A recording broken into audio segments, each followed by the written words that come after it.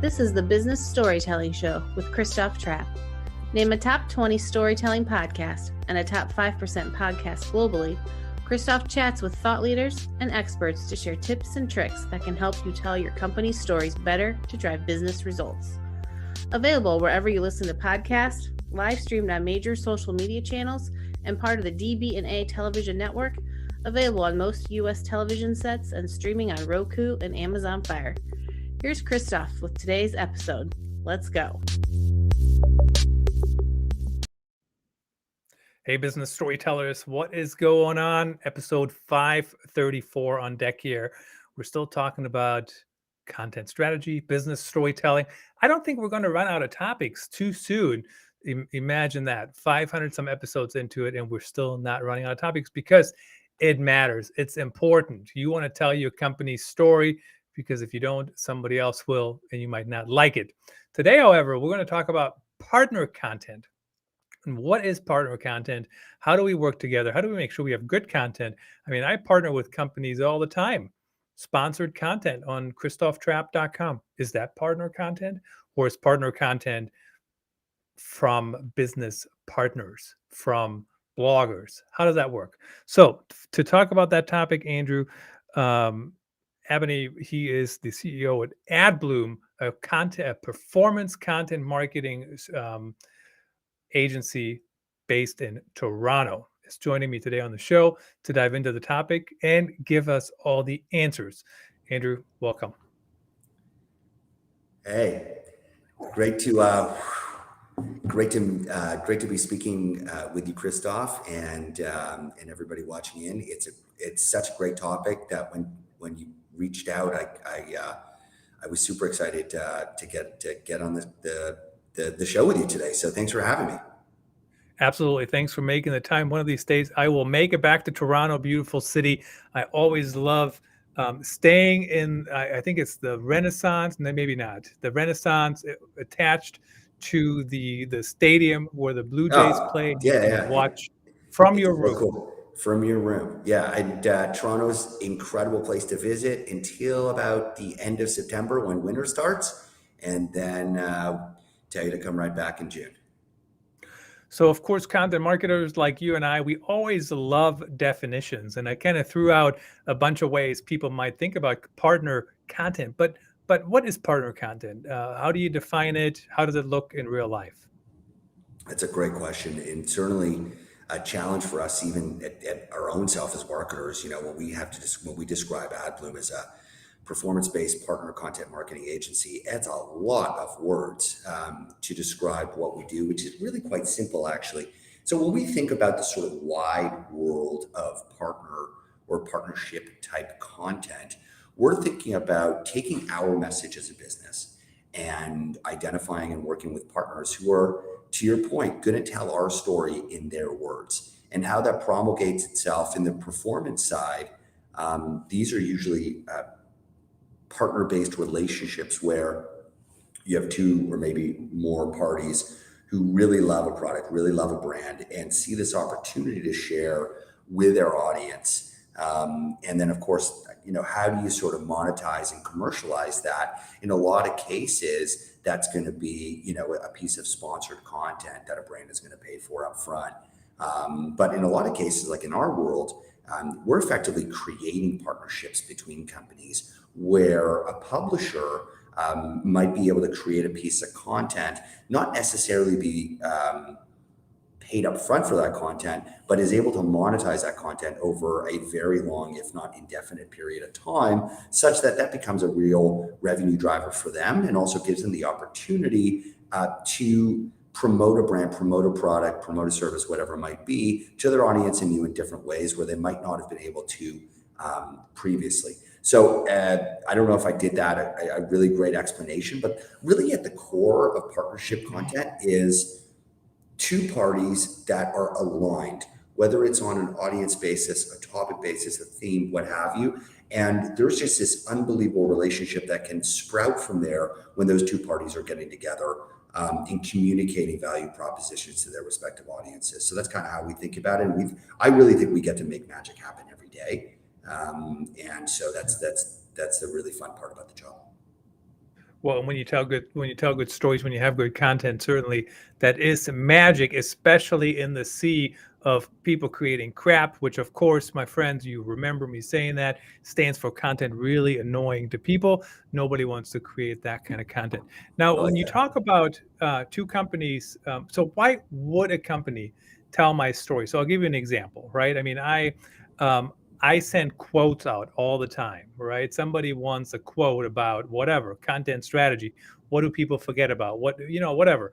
And I do that all the time, but they need to write an article. They want me and they need diversity, I guess, for lack of a better term, in their content. So what they get out of it, they get the content. What I get out of it, I get the link, I get the mention, I get the PR. But why would somebody create an entire piece of content about my company on their site? Like, or maybe I'm making it too difficult once again, right? Like I'm thinking big production. Maybe it doesn't have to be a big production, but Mhm. why would a company even work with me? I mean, all this stuff takes time. Most companies don't even have time to do their own stories. Yeah, preaching to the choir, we find it, it takes a lot of effort to put your energy and thought into doing like corporate marketing. Something that we've continue to work on, like generating case studies and sharing our insights with the market is incredibly important, but it's very hard to do. And I actually think you really get to the core of why companies like Adbloom really exist, is that most of the marketing teams that we serve don't have the time, resources, or bandwidth to spin up a team of 3 or 4 people, find all the relevant websites or audiences. Because today, when we just think about the web, it's like that's like a B2B, almost just a B2B concept. Consumers today are in micro communities online. They're in mobile apps. They're in walled gardens all over the places. So you have to be able to reach these audiences, and they are unique and diverse. And they all have their own, sort of specific criteria and sort of how you want that creative to look and how you want that message to land.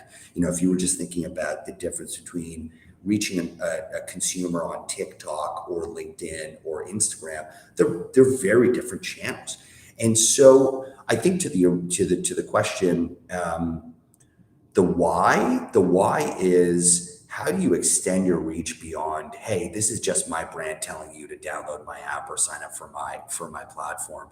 When you're able to connect with other like-minded parties, and this is sort of the partnership piece. And so you identify some blogs or websites or Instagram pages that you think are really relevant to your audience and your niche. Well, that's a bunch of research work. And then the labor is reaching out and creating relationships and establishing a connection with those parties and developing an opportunity where they want to share with their audience about your product. They want to promote it. They think it's great. And you also have to create an opportunity for them to be able to monetize there, because nobody's effort is free. And so, you always want to make sure that you have a program, and we'll call these partnership programs, where every one of the partners that you're working with is going to be able to get a great product, put it in front of their audience, and deliver value to their audiences, and at the same time be able to keep the lights on and so continue monetizing that content. So I think there's a real balance with a good partner. There's a real balance of providing them something that is of value to their audience. So when you provide a quote, you're offering value to that reader, and in return you're getting links and context and all that kind of stuff. And it's very similar in the consumer side, where there's got to be a value exchange. There's got to be excellent value for the end user, as well as being value for the partner or the publisher, whatever you want to call it. Absolutely. So when you talk about monetizing content, like how does that typically come up in your experience? So the way I think about monetizing content, there's really two avenues I play in, right? So for example, this show plays in the what I would call more traditional journalistic way of making money around content, right? I have no product to sell at all. Money, revenue comes in through sponsorships. There's an ad on the podcast. Those more traditional kind of things.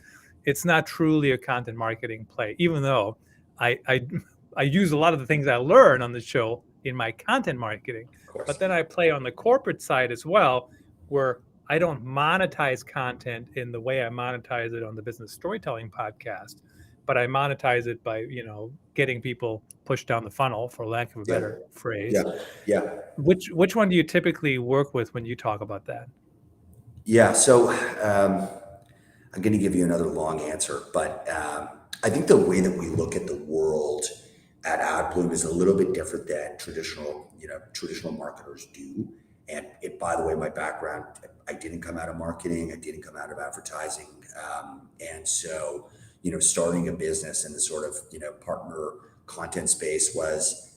A lot of things are very new to me a couple of years ago, and still, I mean, the joy of our work is that I learn something new almost every single day.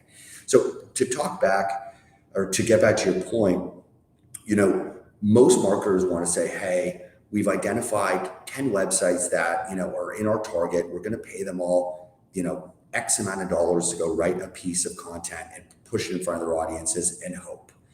And I would sit as a product manager or as a business executive on the other side of the desk a lot of times, with our marketing firms and ad agencies, and listen to this and think, gosh, this is a really messed up system, because how do you know that this content that is actually going to, return any investment or get you any awareness or get any eyeballs? And, fast forward to today, I certainly see why sponsored content exists, why the editorial process is the way it is. But we've always thought about the world in a sense of, if you're a content creator or an influencer, or if you're a group that has an audience that you sort of engage with, and that's how we think about things on the consumer side. So take an example of an Instagram influencer with 1 million followers. Most companies are coming to them and just writing them checks and hoping that the video gets the amount of impressions that they want. But for the clients that we work with and the partners that we work with, we wanted to see some different types of results. And we wanted to really marry that content and the effort that goes into the content with objective results. And so it might be, hey, influencer put up a video, really hit well with their audience. They loved it. And 10,000 people downloaded the app that they mentioned. Well, that's a really quantifiable result that you can now connect the content with that performance. And so those are the types of deals that we set out to create for our clients, where you really have this sort of win-win ecosystem of the content creators or the content partners are really, they're really good at making content for their audience. Like, Christoph, you understand your audience really well. And every successive podcast you come up, you get to know your audience a little bit better. So over the course of the next 100 episodes, every episode is going to get better and better and better, and hit better and connect better with that audience. And that's really what we aim to do. And what we think marketers should be doing a lot more of is, really marrying results and performance with the creative, with the content, because that's a really true, easy way to say, hey, I'm really happy with these 4 content creators, and these other content creators are still great, but I'd like to just put my efforts in with the ones that really do give us an ROI. So I think that that's really the conversation that we should be having a lot more of is, hey, how can we leverage this message that we have at our business and, be able to expand a partnership program that's going to allow others to go and promote us in their own special, unique way, while also being able to, be able to monetize that effort. And that makes it a true win-win. What's interesting to me is when we talk about performance and content creation, because at the end of the day, certainly there's a skill involved in creating a product that people want to consume, whether it's an article or a podcast or whatever it might be. It makes no difference, quite frankly, right? Whatever content asset you're working on. But there's also a time element. And I'm the last person to tell anybody to track your time. Do not get me started on that topic. I think it's a horrible system that agencies still follow sometimes. But at the end of the day, it takes time, right? And so I need to be somehow paid for my time. I'll give you an example. I reached out to you. That's my model. I find the people, typically, I'm like, they had something interesting to say. Come on, can you come on the show, right? Had you reached out to me, and if I didn't know you, you would get an automatic email back and saying, I'm accepting sponsored guests. Here's the fee. you can book here directly. Same on my blog, right? If I ask somebody to work with me and write something and they want to do it, they can do it. But if out of the blue I'm getting a message for some brand based who knows where, Yeah. they get an automatic email saying, here's the fee for whatever, right? If they just want to put me in some database, I don't even respond, because all that takes away time from Yeah. me that Yeah. I'm not getting paid for to perform content that to create content that has a chance to perform. Yeah. You bring up a lot of really good points. And so, the approach, when you're thinking about outreach, is exactly to your point. Spray and pray doesn't work. It works with there are some areas in life and business where you can spray and pray and it works all day long. But when you're thinking about a content partnership program, be it performance or not, the accuracy in that list that you're reaching out to matters a whole lot. So we train our people here. We have 5 people on our traffic team, so they just do nothing but find cool websites or Instagram pages or mobile apps that we want to work with, or that we want our clients to work with, and engage and create those relationships. So I would say you have to be incredibly focused. You've got to put the work in. If we're about to launch a consumer app for people that love grocery shopping, if we were to send just a blanket email to anybody and everybody, I think our response rate would be just absolutely horrible. But our response rates are very high because we engage with those content partners initially. We develop a relationship and we send them stuff that they want. And so I think that's the real key piece here, is that most publishers, like you made a point of, most people that are creating content really just want to get rewarded for their effort. And, I could say they just want to get paid up front. And I don't think it's that. I think that discredits the amount of work that you guys have to do to create good content. And so a really effective performance-based partnership program is going to take into account, number one, the publishing audience, or that partner audience, is got to be crystal clear. They should see the email about your product and go, yeah, this is pretty good for my audience. Because when you tailor your outreach and your research around actually really getting into content that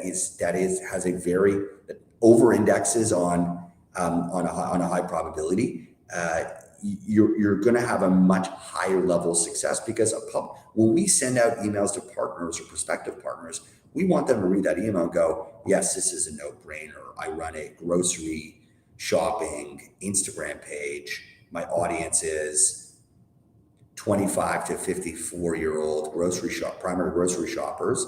And that's what my demographic looks like. And this is an app that is just perfect for this audience.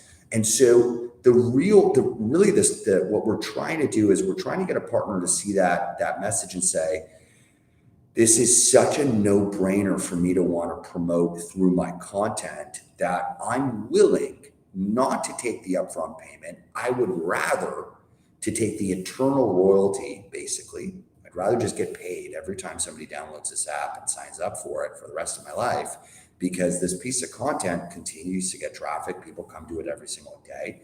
And this is a great product that, as long as it's in existence, my readers or my followers, what have you, should really be interested in it. So when you can make that connection happen, that's where you see a partner can generate way over average earnings from a piece of content. Because, it's sort of like we both put our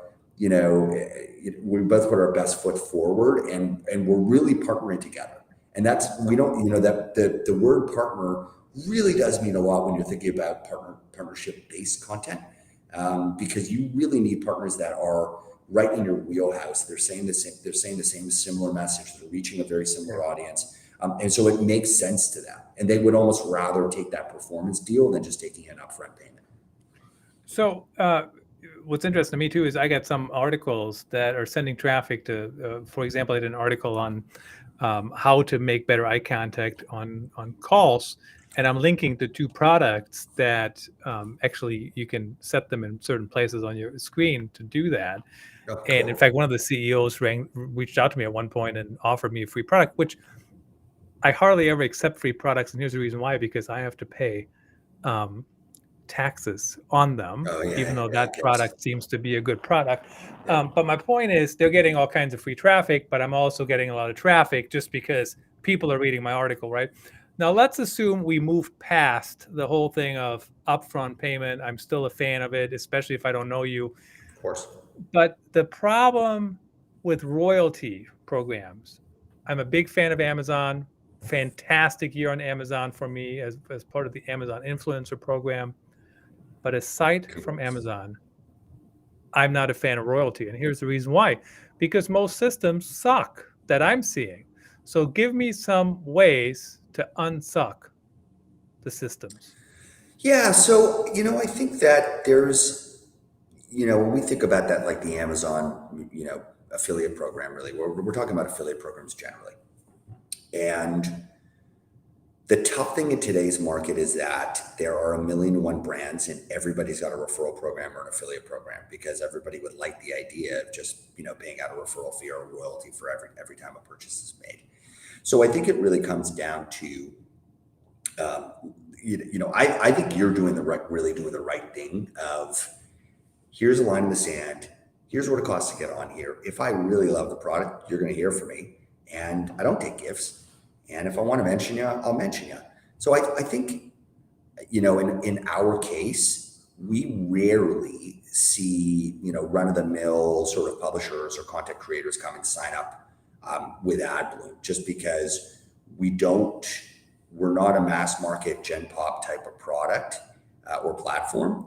We're incredibly focused and incredibly category driven, and we stick to those categories. So, as an affiliate at Adbloom, we don't have a single client that you can buy a product from. Imagine that. There's not a single product, platform, service, marketplace that we work with where you can actually make a physical purchase or purchase something that will be a physical good. So I think the most important part is to focus on products or categories that you're going to have an above average probability of being lethally great at. And so, it might be B2B software or SaaS software, or even sort of marketing software. In our case, we do a lot of work in mobile rewards and market research, and the gig economy and fintech. So that's our bread and butter. So when the partners that we're working with, they know that we are really just cherry picking programs that we think are going to have an incredibly high likelihood of being hits for them. And internally, the way that our business is set up is we only win when our client wins. We don't charge retainers or fees or monthly service costs or anything like that. And so we just have a very, very, very simple method of how we price our effort, which is we come up with a number for what that new user is worth. And we charge a client that any and every time we actually generate one of those new users through content, and then we share the line share of that money goes to our publishing partners, our content partners, and then we keep a little bit to keep the lights on. And so I think that your summation on affiliate networks is incredibly right. And I would say between Amazon or Commission Junction or AWIN or any of these places, there's a lot of the same site, Rakuten. It's a lot of the same stuff. And so I always think, if I was, when I think about our content partners, the best ones are authentic. Their number one priority is engaging with their audience, and their number one cohort that they think about is over all else are their readers and their audiences. So I think just generally, my advice to anyone on the content side who is creating, so as long as you take care of your audience, everything else is going to sort of figure itself out, because audience is key. We're all here engaged, listening to what you have to see, what you and me have to say. But for everybody watching today, they believe in Christoph. And so, you've now, become your own kind of like influencer there. And so I think the platforms it's a good question, but I think just being focused and really honing in on what does my audience want? Partnerships are great, of course. Partnerships are always great. Relationships are great. But if you don't have an audience, how does it help? Got nothing. Anyways, Yeah. I know we're out of time here. Adbloom.com. Tell us really briefly what kind of company would reach out to you and work with you. We've got about 15 seconds.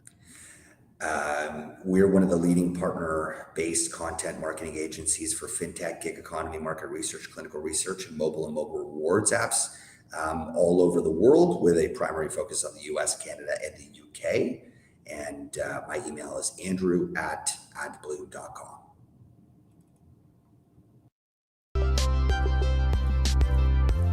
That's a wrap. Thanks for tuning in. Please rate and review our show on your favorite podcast channels. And don't forget to share this episode with your networks. We appreciate you. Until next time, let the best story